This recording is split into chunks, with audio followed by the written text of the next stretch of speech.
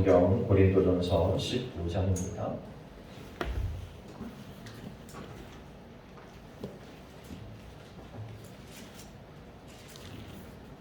고린도전서 15장 16절로 20절 신약성경 282페이지입니다.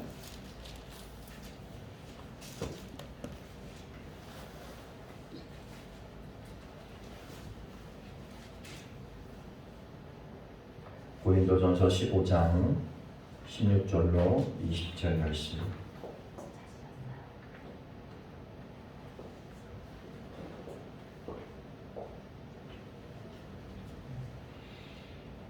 고린도전서 15장 16절로 20절 말씀을 저와 여러분이 함께 같이 읽겠습니다. 함께 읽습니다. 만일 죽은 자가 다시 살아나는 일이 없으면 그리스도도 다시 살아나는 일이 없을 거예요. 그리스도께서 다시 살아나신 일이 없으면 너희의 믿음도 헛되고 너희가 여전히 죄 가운데 있을 것이요. 또한 그리스도 안에서 잠자는 자도 망하였으리니 만일 그리스도 안에서 우리가 바라는 것이 다만 세상의 삶뿐이면 모든 사람 가운데 우리가 더욱 불쌍한 자리라. 그러나 이제 그리스도께서 죽은 자 가운데서 다시 살아나사 잠자는 자들의 첫 열매가 되셨도다. 아멘. 기도하겠습니다. 하나님, 이 땅을 창조하신 하나님, 또 우리 가운데 생명을 허락하신 하나님, 이 시간 죽음을 이기고 부활하신 우리 주님, 오늘 우리가 있는 이 자리가 생명의 자리가 되게 하여 주옵시고 죽음이 사라지고 땅 끝까지 예수 그리스도의 평화가 전해지는 거룩한 날의 시작이 되게 하여 주옵소서. 그래서 절망 가운데 있는 모든 사람이 소망의 자리를 찾게 하시고 슬픔이 기쁨으로 변화되며 생명을 체험할 수 있는 놀라운 은혜가 우리 가운데 있어질 수 있도록 도와 주옵소서.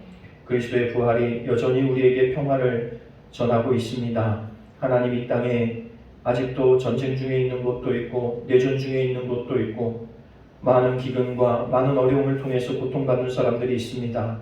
하나님, 오늘 거룩한 부활의 생명이 그 땅마다 가득할 수 있도록 인도하여 주셔서 하나님의 평화가 위로가 이 땅에 실현되어질 수 있도록 은혜를 더하여 주옵소서. 또한 우리가 살아가고 있는 이 나라와 이 땅도 여전히 많은 사람들이 힘겨워하고 있습니다. 하나님, 이 땅에서 그 모든 것들이 사라지는 역사를 경험하게 도와주시고 기쁨과 소망을 가지고 살아갈 수 있도록 하나님, 우리로 복음을 전할 수 있는 귀한 삶으로 우리를 인도하여 주옵소서. 이 시간 하나님 앞에 예배합니다. 하나님께서 예배하는 손길들을 하나님께서 붙잡아 주시고 한 사람도 하나님의 은혜를 경험하지 않고 돌아가지 않도록 하나님께서 은혜를 더하여 주옵소서. 그래서 우리가 가지고 있는 생명과 소망을 더 많은 사람들과 나눌 수 있는 거룩한 사명이 우리 가운데서 감당되어질 수 있도록 인도해 주옵소서. 이 시간 하나님 말씀 듣기를 원합니다. 하나님께서 말씀하여 주시고 그 말씀을 통하여 깨닫게 하시고 그 말씀이 또 한 주간을 살아가는 우리의 생명이 되게 하여 주옵소서. 함께 하시길 원하며 예수님의 이름으로 기도하옵나이다. 아멘.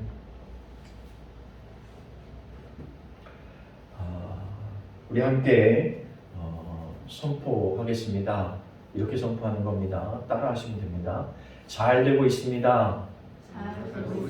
더 잘 될 것입니다. 기도하면 됩니다. 믿으면 됩니다. 예배하면 기적이 일어납니다. 네, 이런 소망과 이러한 마음을 가지고 여러분들이 살아내시면 사람은 말하는 대로 선포하는 대로 되어지는 거예요. 그래서 나를 통해 이렇게 말하는 거고 상대에게도 이렇게 말씀해 주는 거죠.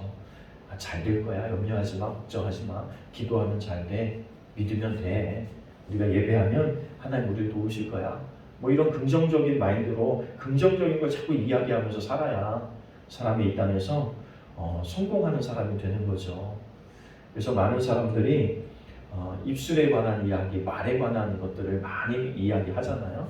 여러분들 긍정적이고 또 믿음의 이야기들을 해서 여러분의 삶이 하나님께서 역사하시는 그런 삶이 되시기를 간절히 축복합니다. 오늘은 부활절인데요. 부활은 역사적 사실이다 라는 제목을 가지고 우리가 함께 은혜를 나누려고 합니다. 성경에서 말하는 부활절은 역사적 사건임을 우리에게 수도 없이 증명하고 있죠.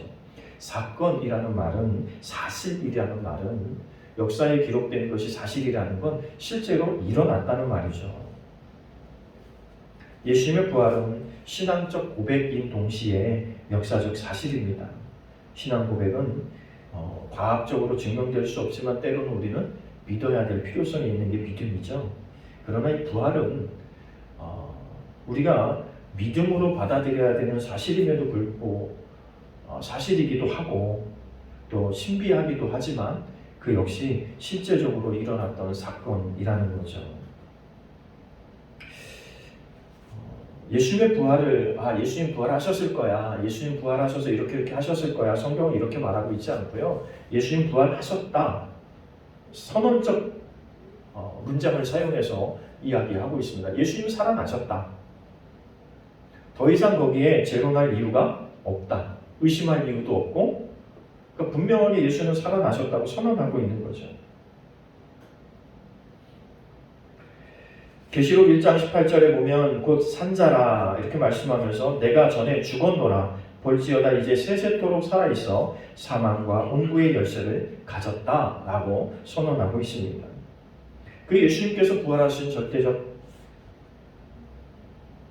사건, 그 사건을 통해서 우리에게 주어진 게 뭐냐면 죽음을 경험하지 않아도 된다는 거죠.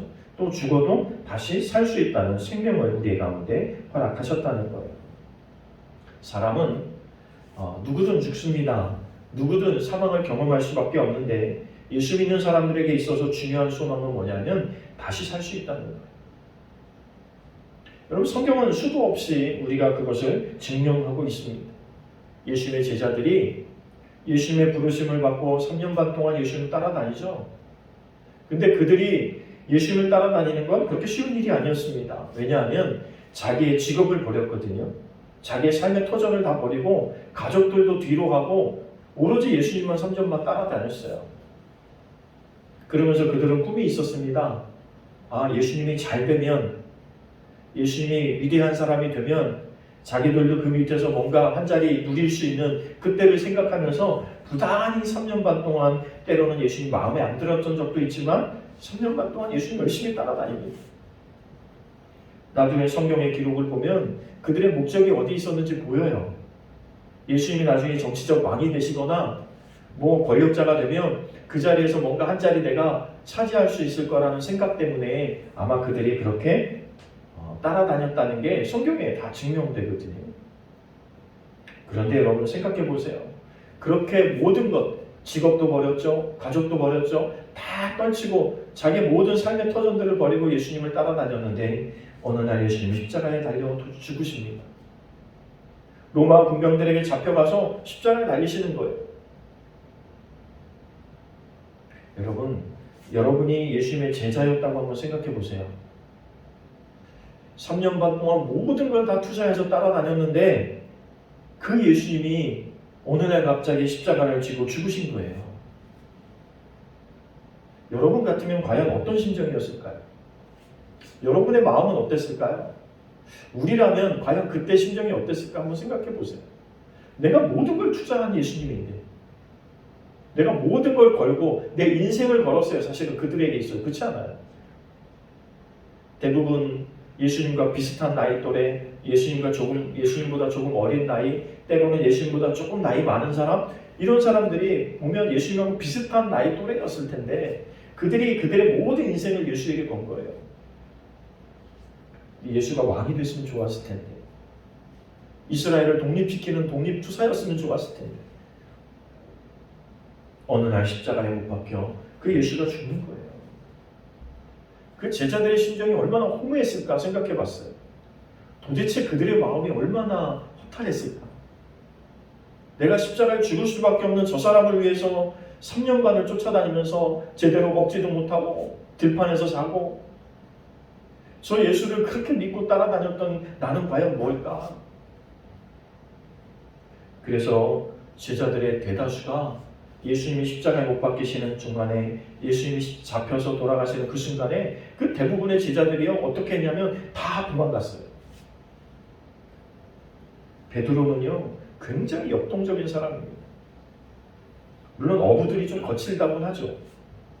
바닷가에서 목회하시는 목사님들 이야기 들으면 바다 사람들이 좀 거칠어 그래요. 말도 거칠고 언어도 거칠고. 여러분 바다에서 소리 지르면서 뭔가를 한다고 생각해 보세요. 요즘은 마이크라도 있지만 옛날에 다 소리 지르면서 하지 않았겠어요? 베드로도 등치도 있죠. 우리가 알기로는 수염도 덥수룩하게 나 있죠. 성격이라는 게 보통 아니었을 것 같은 느낌이 인상적으로 확 오잖아요.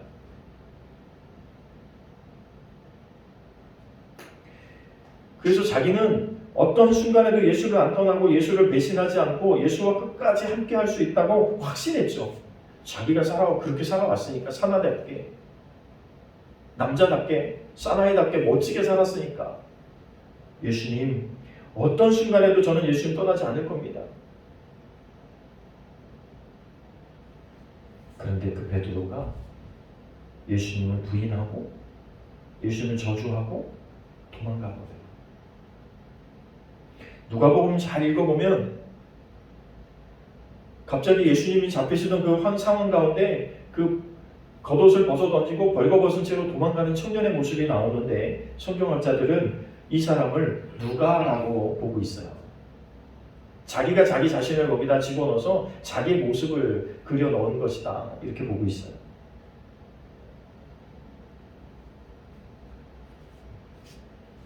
사실은 그런 심정들이 좀 이해도 갈 것 같습니다. 우리도 인간적인 모습으로 그 순간에 있었으면 로마의 군병들과 대항할 생각을 엄두도 못 내죠. 그 거대한 로마와 대항할 생각을 못합니다. 도망가는 게 어쩌면 그 두려움이 자기 가운데 있는 게 어쩌면 너무 당연하죠. 그리고 그들의 삶은 그들의 모습은 얼마나 허탈했을까. 모든 소망을 잃어버린 그들, 모든 기대를 잃어버린 그들, 자기가 꿈꾸었던 모든 미래가 사라져버린 거예요. 그렇게 아름다운 꿈을 꿨는데 예수님과 함께 무슨 꿈이든지 꾸면 다 될 것 같았는데, 아니 병자도 고치고 귀신 들린 사람도 내쫓고, 아니 그렇게 기적을 행하시던 예수님이 왜 아무런 힘도 없이 아무것도 할 줄 모르는 그런 모습으로 십자가에 달려 죽어야만 하는가? 그런데 여러분, 그냥 십자가에 달려서 단순하게 그냥 연약한 인간의 모습으로 죽은 것에 끝나지 않고요, 그를 무덤에 집어넣습니다. 그냥 무덤이 아니고, 우리가 생각하는 무덤이 아니고요, 그들이 사용하고 있는 무덤은 바위를 뚫어서 만든 무덤이래요. 그래서 이스라엘을 또 근동 지역을 연구하는 사람들이 보면 평생 무덤을 만들다 간대요. 돈 벌어서 무덤을 파는 거예요. 사람 사서 무덤을 파고, 또 돈 벌어서 무덤 파고, 또 돈 벌어서 무덤 파고. 그럼 생각해 보세요. 그 돌을 뚫어서 평생. 그리고 많은 무덤은요, 한 사람만 안장하는 게 아니고 그 안에 구멍이 많아가지고요, 여러 가족 대대로 그곳에 안장할 수 있도록 큰 무덤을, 부자일수록 큰 무덤을 가져요. 근데 예수님은 죽으신 후에 자기 스스로 준비한 무덤이 없죠. 그래서 아리마대 요셉이라는 사람이 와서 한 번도 사용하지 않은 무덤을 내어놓는 거예요. 예수를 위해서. 이상하죠. 평생 예수를 믿고 열심히 쫓았던 사람들은 다 도망가고, 평생 자기를 위해서 무덤을 열심히 만들었던 사람은 어느 날 다가와가지고 예수님 앞에 그 무덤을 드려요. 한 번도 사용하지 않아. 제가 말씀드린 게 그거예요. 아리마대 요셉이 무덤을 내놨다, 우리는 이렇게 생각하면 되게 쉽잖아요. 그런데 그게 사실은 그들 입장에서 보면 자기가 평생을 통해서 장만한 무덤이 그거인 거예요. 그래서 자기가 평생 통해서 지금 나이 먹도록 평생 동안 만들어 놓은 그거를 지금 예수님 앞에 드리고 있는 거예요. 누구의 믿음이 더 좋은 믿음인지는 잘 모르겠어요, 사실은. 3년 반 동안 예수님 돌아다니면서 열심히 배운 사람이 훌륭한 믿음인 건지, 어느 날 갑자기 나타나가지고 먼 발치에서만 보고 있던 그 사람이 예수님을 위해서 그 무덤을 내어놓는. 그러니까 인간적이라면 사실은 아리마대 요셉 같은 그런 인간적인 면이 좀 우리에게는 마음에 맞잖아요. 3년 반 동안 따라다녀서 도망갈 게 아니라 어떻게 하면 예수를 도울 수 있을까? 어떻게 하면 예수를 살릴 수 있을까? 이거 하는 게 정상인데 그들의 두려움이 너무 큰 나머지 그러면 상상도 못하고 도망가 버린 거예요.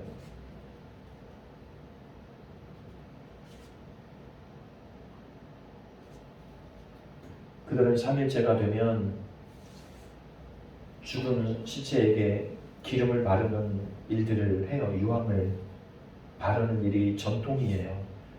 근데 이들이 이제 여인들 몇 명이서 예수님의 무덤을 가면서 이렇게 말하는 거예요. 아니 그 큰 바위로 막혀있는 그 무덤을 도대체 누가 열어줄까? 들어가고 싶어도 못 들어가는 거죠. 바위로 막았으니까. 로마 군사들이 박은 그것을 어떻게 열 수 있을까? 여자의 몸으로. 그리고 그 무덤을 찾아가는 거예요. 그렇게 서로 이야기하면서 그럴 것 같으면 안 가면 되는데 어차피 안 될 거면 안 가면 되는데 이 여인들은 그렇게 안 될 거라는 걸 알면서도 그 예수님의 무덤을 찾아가는 그 모습은 예수님을 얼마나 사랑했는지를 보여주고 있는 거죠. 예수님의 제자들보다 주변에 있던 예수님의 따라다녔던 그 여인들의 기사가 훨씬 더 훌륭하게 증명되고 있어요. 예수님을 더 사랑했다. 그런데 가서 보니까 그 큰 바위의 돌문은 열려 있고 그 바위를 지키고 있던 무덤을 지키고 있던 로마의 군사들은 다 도망가 버리고 예수의 시체를 누가 훔쳐갔나 싶어서 무덤 안에 들어가 보니까 천사가 예수는 여기 계시지 않고 살아나셨다고 말씀하는 거예요. 그러면서 너희보다 먼저 갈릴리로 갈 테니까 너희도 갈릴리에서 만나자. 그 갈릴리는 어떤 곳이냐면 왜 예수님께서 부활하셔서 갈릴리로 가라, 왜 갈릴리에서 만나자고 말씀하셨을까? 그 예수님은 갈릴리에서 만난 이유가 있죠. 바로 그곳에서 예수님의 제자들을 부르셨거든요. 예수님의 제자들을 부르시고 그곳에서 예수님과 함께 사역을 시작한 곳이 갈릴리예요. 그러니까 굉장한 의미가 있는 곳이죠. 그곳에서 예수님이 살아나셔서 예수님이 다가오십니다. 그러면서 그들에게 뭐라고 말씀하시냐면 평안할지어다. 너희가 평안하냐? 라고 물어보시는 거예요. 두려움과 공포에 의해서 도망가고 떨고 있던 그들에게 오셔서 평안하냐? 라고 말씀하세요. 너희들에게 평안이 있을지어다. 이게 오늘 우리가 교회에서 잘 사용하지는 않지만 이스라엘에서 사용하고 있는 인사가 샬롬이에요. 평화. 당신에게 평화가 있기를 원합니다. 예수님이 두려움에 떨고 있는 그들에게 다가오셔서 샬롬이라고 말씀하시는 거예요. 너희에게 평화가 있기를 원한다. 너희에게 평강이 있기를 원한다. 라고 말씀하시는 거예요. 지금도 많은 사람들은 예수님의 부활은 그냥 이야기에 불과하고 신화에 불과하다고 말하는 사람들이 많아요. 그런데 여러분 생각해 보세요. 예수님이 십자가에 못 박힌다고 두려움에 떨어서 도망가서 예수님을 부인하고 저주했던 그들이 어느 날 갑자기 나타나서 예수님 부활하셨다고 말씀하시는데 로마의 군병들이 잡아도 변하지 않고 사람들이 돌을 던져도 변하지 않고 사람들이 목숨을 앗아가려고 해도 그들은 전혀 흔들림이 없어요. 아니 예전 같은 제자들이라면 여러분 잡으러 오면 도망가야 되잖아요. 예수님 십자가에 못 박혔던 그 모습의 제자들이라면 위험한 일이 닥치면 당연히 도망가야 되잖아요. 그런데 그들은 절대 다시 도망가지 않습니다. 너희가 나를 감옥에 가둘지라도 너희가 내 생명을 해할지라도 예수님께서 살아나셨다는 건 사실이다라는 거예요.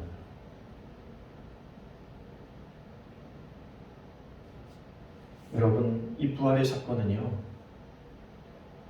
단순하게 그냥 예수가 부활하신 것이 아니라 예수님의 제자들을 다시 불러 모았고 예수님의 사람들을 다시 불러 모았고 오늘 말씀에도 보니까 예수님에게 처음에 나타나시죠. 그런데 그때 빠졌던 도마는 내가 믿고 싶긴 한데 너희들의 이야기를 들으니까 믿고 싶긴 한데 어떻게 죽은 사람이 살아나냐. 내가 그의 옆구리에 손을 넣어보고 그 손의 못자국을 확인해보지 않고는 도저히 믿을 수 없다. 그럴 때 예수님께서 또 그들 가운데 나타납니다. 그러면서 그에게 이렇게 말하죠. 보고 믿는 자가 되지 말고 보지 않고라도 믿는 자가 되라. 여러분 3년 반 동안 같이 따라다녔던 제자의 모습들이잖아요. 근데 그 누군가가 그렇게 말하면 그래 라고 믿어주는 게 사실인데 도저히 믿을 수 없는 사건이지. 어떻게 죽은 사람이 살아납니까? 그런데 도마의 그 마음은요, 예수님이 부활하셨다는 걸 부인하고자 하는 마음이 아니었다는 거예요. 예수님이 살아나셨다면 나도 그 예수님 만나고 싶다는 열망이었다는 거예요. 내가 확인해보고 싶다는 그 열망. 그 열망 앞에 예수님 나타나셔서 봐라. 이제 봐라. 네가 만져봐. 그래서 그 도마는요, 결국 자기가 원해 있는 예수님 때문에 순교의 자리까지 가는 거예요. 내가 분명히 봤거든. 내가 분명히 확인해 봤거든요. 그가 옆구리에 손도 넣어봤고 그 못자국에 손도 봤거든요. 손을 잡아보니까 예수님이 맞거든요. 그러니까 그 엘리사는 이제 목숨을 거는 거예요. 예수님 살아나셨다는 걸 부인할 수가 없는 거예요. 그래서 그 어떤 사람보다도 도마의 믿음이 나중에 선교 역사에 있어서 굉장히 큰 역사로 기록되어 있죠. 도마의 무덤이 인도에 있다는 사람도 있고요. 그 도마가 선교지로 한국에 왔다 갔다 하는 사람도 있어요. 그는 아시아로 선교를 선택해서 왔었기 때문에 가끔 우리나라 역사에 보면 절터에서 발견된 그 십자가가 어느 시대 거다 이런 거 연구하면서 아마 도마가 한국까지 오지 않았을까? 그래서 한국 교회가 지금 전 세계를 향해 선교하는 가장 위대한 국가 중에 하나가 되지 않았을까? 라고 기대하는 사람들이 굉장히 많다는 거예요. 그리고 예수를 그렇게 철저하게 전했던 베드로는 십자가에서 죽는데 전설에 의하면 그는 예수님과 똑같이 죽을 수 없어서 자기를 거꾸로 매달아달라고 부탁했다는 거예요. 그래서 십자가에서 거꾸로 매달려서 죽었다 이렇게 기록되어 있습니다. 여러분, 제자들이 죽음을 무릅쓰고 예수님을 전할 수 있었던 이유가 그것이 지어낸 얘기고 거짓이라면 그들이 목숨을 던져서 그 복음을 전할 수 있었을까요? 또 로마의 군병이었던 로마의 장군이었던 사람들의 기록도 역사적 기록에 보면 그는 그리스도였고 메시아였다. 그는 살아나셨다라고 전하고 있는 로마의 기록도 있어요. 여러분 로마의 군병들이 그걸 지키고 있었잖아요. 그죠? 그래서 뭐라 그래요? 이 로마의 군병들이 와서 무덤이 열리고 예수가 사라졌어요 라고 얘기하니까 그들에게 뭐 해요? 그들에게 돈 뭉치를 줍니다. 야, 너희 가서 이런 얘기 절대 하면 안 돼. 그리고 그들을 돌려보내는데 그것이 돈으로 막아진 일이 아니라는 거예요. 그래서 기록에 보면 그때 당시의 기록에 보면 그런 기록들이 다 지금 역사의 기록으로도 남아있어요. 여러분 그 로마의 군병들이 돈 몇 푼에 입을 다물 수 있어요. 이거 역사적 사건인데 이게 우리 같아도 입이 근질근질해서 말할 수밖에 없지 않을까요? 야, 내가 그런 걸 목격했어. 그런 신기한 일을 봤어. 그런 놀라운 일을 경험한 사람이 나야. 로마서 28장에 보면 로마의 군병들에 의해서 증언되고 있어요. 로마서 마태복음 28장 6절 5절에 보면 천사들이 이렇게 말하고 있죠. 마가복음 16장에 보면 마리아가 증거하고요. 마가복음 16장 14절에 이야기하면 제자들이 증거하고요. 그리고 오늘 말씀에 보니까 뭐라고 말씀하고 있냐면 500여 형제에게 나타나셨다. 그러니까 여러분 이게 단순하게 한 사람에게 보여져서 전파된 사건이 아니라는 거예요. 예수님의 12제자에게 뿐 아니라 그를 따르던 마리아와 여자 제자들에게 뿐 아니라 성경에 보면 예수님께서 이렇게 3명만 데리고 가신 적도 있고 또 12명을 데리고 가신 적도 있고 또 성경에 보면 70명을 파송하신 사건도 나오고 오늘 성경에 보니까 500명의 사건도 나와요. 그러니까 예수님의 제자가요. 우리가 생각하는 제자는 12명이죠. 그러나 예수님을 열심히 따랐던 사람들의 퍼센테이지로 따져서 인원수 따져보면 적어도 500명 정도는 예수님을 열정적으로 따라다녔던 사람들의 범주에 속한다 이렇게 볼 수 있어요. 어느 날 예수님 말씀을 선포하실 때 몇만 명이 모이기도 했으니까 그 중에 500명 정도는 그래도 예수님을 좀 알고 열심히 예수님을 따르려고 했던 멤버들 가운데 500명 정도 있었다. 그 중에서 예수님을 더 잘 믿고 더 열심히 섬겼던 사람들이 70명 정도 된다. 그리고 예수님이 선택하신 제자가 12명이다. 그리고 특별한 경우에는 3명 정도만 데리고 하나님 예수님께서 자기 사역을 하셨다. 뭐 이런 것들을 볼 수 있는 거죠. 여러분 생각해 보세요. 한두 명이 지어낸 얘기일 수 있지만 500명이 지어낼 수는 없고요. 또 성경의 기록은 어린아이와 여자를 뺀 숫자를 기록해요. 그러면 이날도 마찬가지일 거예요. 500명이 봤다라고 기록되어 있지만 사실은 500명 이상일 가능성이 훨씬 더 많습니다. 왜냐하면 어린아이와 여자는 숫자에 넣질 않아요. 그들의 기록에는. 그러니까 적어도 이날 500명이 봤다라고 기록되어 있다면 적어도 1000명, 2000명이 봤을 가능성이 훨씬 더 많죠. 그들이 예수님의 부활을 경험하고 나서 무슨 일이 일어났냐면 그들이 두려움과 염려와 공포의 대상이 로마잖아요. 지금 이 이스라엘은 로마의 식민지거든요. 그래서 로마에서 파송한 사람만이 이스라엘의 지금 왕이 되고 있는 형국이거든요.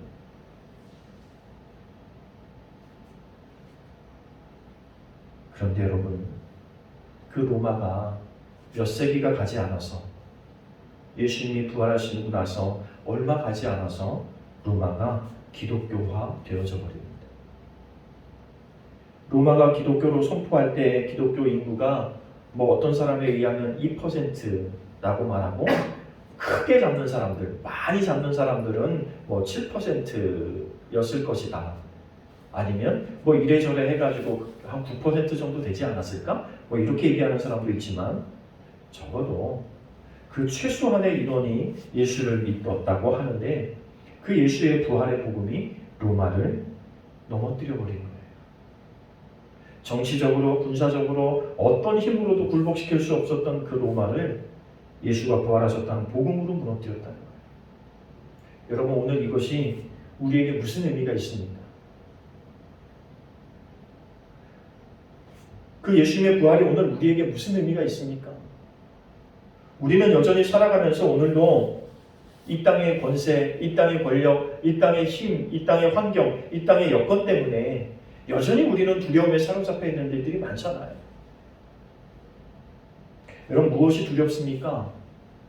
여러분의 무엇이 염려가 되고 무엇이 걱정이 됩니까? 여러분이 넘어서고 싶지만 넘어서지 못했던 일들이 지금 무엇입니까? 우리가 일생을 살아오지만 난 여기만 오면 나는 이 부분만 오면 나는 이것만 맞닥뜨리면 잘 안 되더라고요. 여러분 부활하신 그 예수님께서 오늘 저와 여러분과 함께 하심을 믿으시기 바랍니다. 그것이 나의 생명이 되고 그것이 분명하게 믿어지면 오늘 그 모든 것을 뛰어넘을 수 있는 힘이 생기는 거예요. 여러분 영화 같은 데서 보시지 않았어요? 사자구리에 믿음의 사람들을 집어넣습니다. 예수 믿는다고 집어넣어요. 그들이 사자에게 뜯기면서 그들이 돌에 맞아 죽어가면서 그들은 뭐 하냐면 하나님을 찬양합니다. 아니 지금 죽음의 공포가 있고 굶주린 맹수들이 자기를 뜯어먹으려고 노리고 있는데 그 가운데 여러분 평안한 모습으로 하나님을 찬양할 수 있는 사람들이 있겠냐고요. 그들이 그렇게 할 수 있었던 이유는 뭐냐면 예수가 부활하신 것이 사실이거든요. 예수님 부활하신 것이 사실이고 그 부활하신 예수님을 경험한 사람들이기 때문에 이건 어떤 순간에도 부인할 수가 없는 거예요. 거짓말로 말할 수가 없는 거예요. 아니라고 말할 수가 없는 거예요. 나는 예수의 제자가 아니라고 예수님 저주하고 도망갔던 베드로도 이제는 더 이상 그래서 그가 부활하신 예수님을 증거하면서 신의 한복판에서 설교하는 거예요. 너희가 십자가에 못 박혀 죽은 그 예수가 바로 우리의 메시아다. 그들의 공포를 사라지게 만들었던 건 부활의 복음이었다고 하는 겁니다. 여러분 오늘 우리가 이 땅을 살아가지만 복음이 우리에게 기쁨이 되지 못하는 경우가 여전히 존재해요. 예수 믿어야 돼. 교회 가야 돼. 이것이 오히려 또 고통이 되고 무게가 되고 짐이 되는 사람들이 여전히 있다는 거죠. 여러분 안에 부활의 예수가 믿어지는 은혜가 있어지길 바랍니다. 그분을 경험하는 역사가 있어지기를 바랍니다. 복음이 뭐냐면 성경에 기록된 복음은요, 유앙겔리온이라고 말하는데요. 이거는 기쁨의 소식이라는 말이에요. 기쁜 소식. 여러분 예수님 복음이 전하게 된 것이 또 예수를 믿는 것이 기쁨의 소식이 되기를 바랍니다. 절망 가운데 있을 수밖에 없는 그 제자들이 소망을 가지고 일어날 수 있었던 이유는 하나예요. 예수가 부활하셨다는 사실입니다. 이 부활의 복음은 기독교 복음의 핵심입니다. 오늘 성경 말하고 있잖아요. 너희가 예수님의 부활이 없었으면 너희가 지금 예수 믿고 교회 다니고 하는 것이 다 헛것이고 너희가 세상 사람들보다도 훨씬 더 불쌍한 자다. 오늘 성경 그렇게 말하고 있어요. 예수의 부활이 없으면 너희는 세상 가운데 제일 불쌍한 사람이야. 하고 싶은 거 못해. 오늘 주일인데 다른 사람들처럼 할 일도 되게 많은데 뭐처럼 하루 쉬는 날 늦잠도 좀 자고 야외로 좀 놀러도 가고 그런데 이 시간을 투자해서 우리가 예배하면서 여러분 이런 것만 생각해도 단순하게 생각해도 참 불쌍하잖아요. 세상 사람들이 볼 때 그래서 불쌍하게 보는 거예요. 전 뭐 하는 거야? 그래서 성경이 이렇게 말하는 거예요. 예수의 부활이 없으면 너희처럼 불쌍한 사람이 없는 거예요. 그런데 분명한 건 예수님께서 부활하셨어. 그리고 잠자는 자들의 첫 열매가 되셨어. 이거 무슨 말이에요? 잠자는 자들의 첫 열매가 되셨다는 말은 무슨 말이에요? 두 번째, 세 번째, 네 번째 열매가 있다는 말이에요. 예수가 부활하셨다는 말은 다시금 예수를 따르고 믿는 모든 사람들이 부활한다는 사실이에요. 그러니까 그들은 로마의 광장에서 그 어떤 고난을 당하고 고문을 당하고 그 어떻게 처절하게 죽을지라도 상관없이 하나님을 찬양하는 거죠.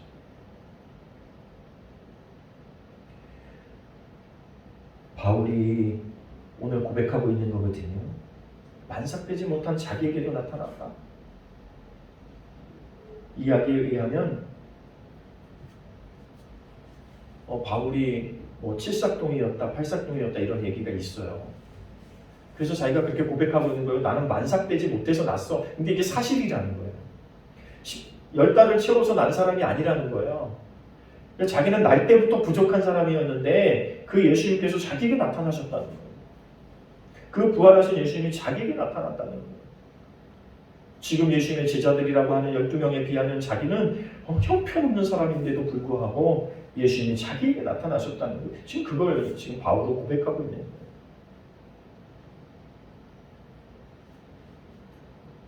여러분 우리가 우리 스스로를 볼 때 누구와 비교할 때 부족하다고 느낄 수도 있고 왜 나는 이것밖에 되지 않나? 왜 우리는 이것밖에 할 수 없을까라고 생각할 때도 있어요. 그러나 여러분 우리가 가지고 있는 예수 부활의 복음은 그 세상의 그 어떤 것도 이길 수 있는 역사적 능력을 갖고 있음을 우리에게 보여주고 있습니다. 여러분 이 역사적 사건이 여러분 가운데, 여러분의 가정 가운데, 여러분의 삶의 터전 가운데 있어지기를 바랍니다. 이 부활이 없으면 기독교는 존재 가치가 없어요. 기독교가 존재하는 이유는 바로 이 부활 때문입니다. 예수님의 제자들이 예수님의 부활을 증거하고 예수님의 부활을 함께 나누기 위해서 모였던 절기가 주일이거든요.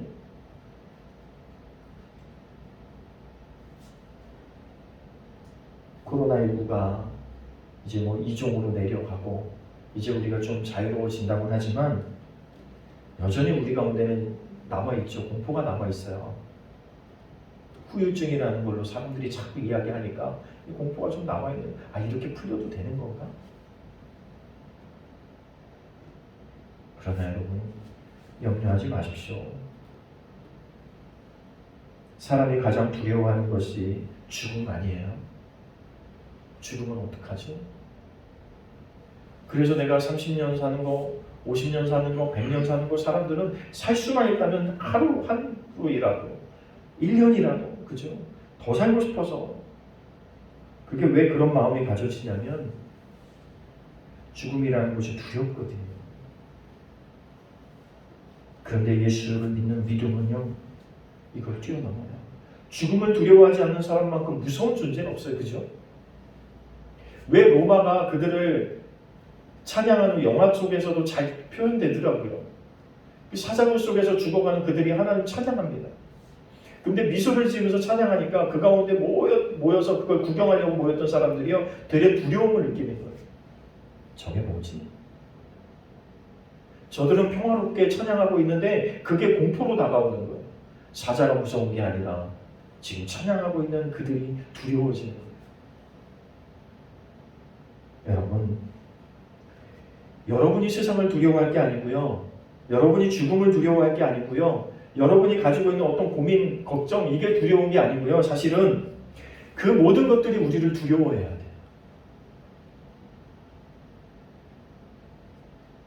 다른 사람이 우리를 두려워하고, 교회를 좀 두려워하고,